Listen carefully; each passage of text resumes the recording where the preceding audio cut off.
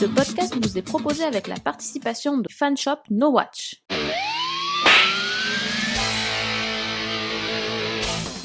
Salut à tous et bienvenue dans Slap, le podcast qui claque pour ne rien rater de l'actu des séries. Cette semaine, Slap vous parle d'une série française qui dure, d'une série américaine qui touche à sa fin et d'une jeune femme que vous allez soit adorer, soit détester.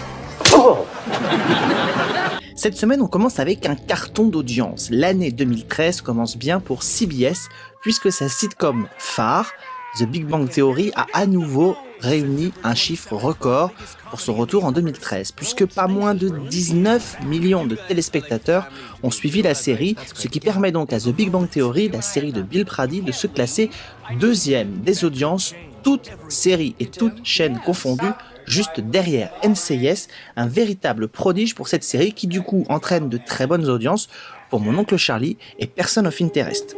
Comedy Central a commandé 2 nouvelles saisons de la comédie Workaholics, les 4e et 5e, qui vont être chacune composées de 13 épisodes. La sitcom suit le quotidien de 3 hommes qui travaillent dans le télémarketing et qui font tout pour en faire le moins possible.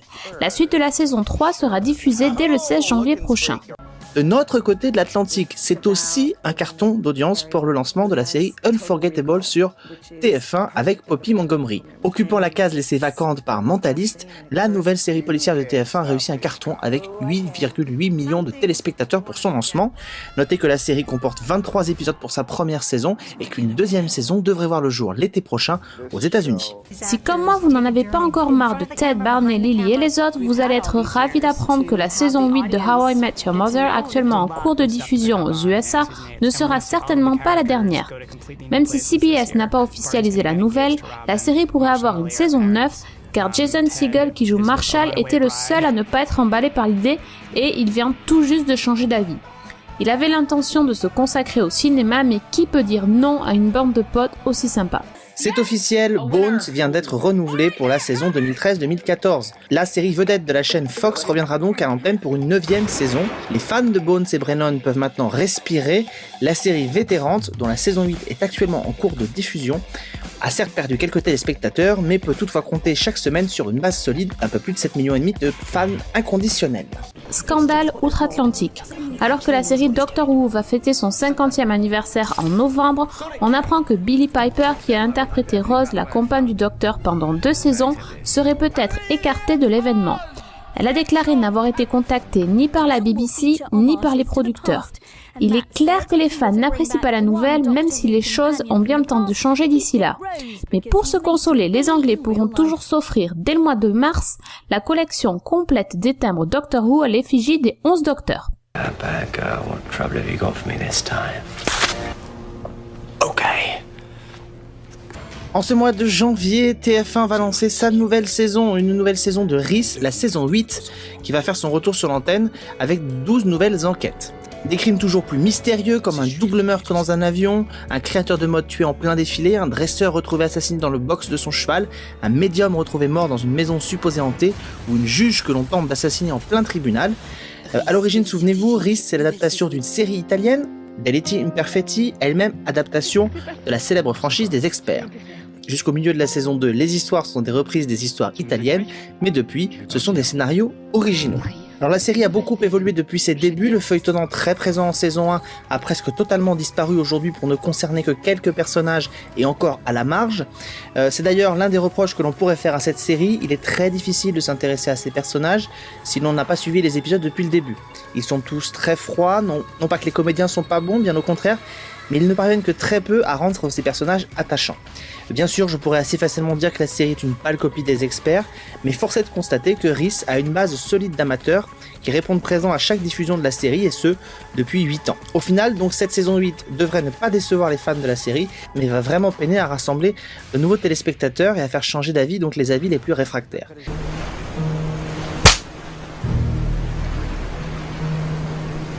Attention, la tornade Jess débarque le 23 janvier dans votre salon. New Girl, c'est l'histoire de Jess qui aménage en colocation avec 3 hommes suite à une rupture sentimentale très pénible. Entre Nick, l'éternel adolescent toujours fauché, Schmidt qui court après les femmes et qui est fan de lui-même, et Winston, un ex-joueur de baseball, la vie ne va pas toujours être simple. Les 4 colocataires vont vivre des situations cocasses et drôles. La série New Girl a été lancée en 2011 sur la Fox et la saison 2 est actuellement en cours de diffusion. Jess est interprétée par Zooey Deschanel, une star montante de la télé mais qui s'est déjà fait connaître au cinéma et dans la chanson. Et le talent, c'est une affaire de famille car elle n'est autre que la petite sœur de Emily Deschanel qui joue dans la série Bones. Elle porte la sitcom sur ses épaules car elle est présente dans quasiment toutes les scènes. C'est sûrement pour cela qu'elle peut vite devenir agaçante. D'autres la trouveront plutôt mignonne et attachante, et elle a d'ailleurs remporté le Critics' Choice Award de la meilleure actrice comique en 2012. À vous de voir si vous avez envie de partager votre salon avec elle.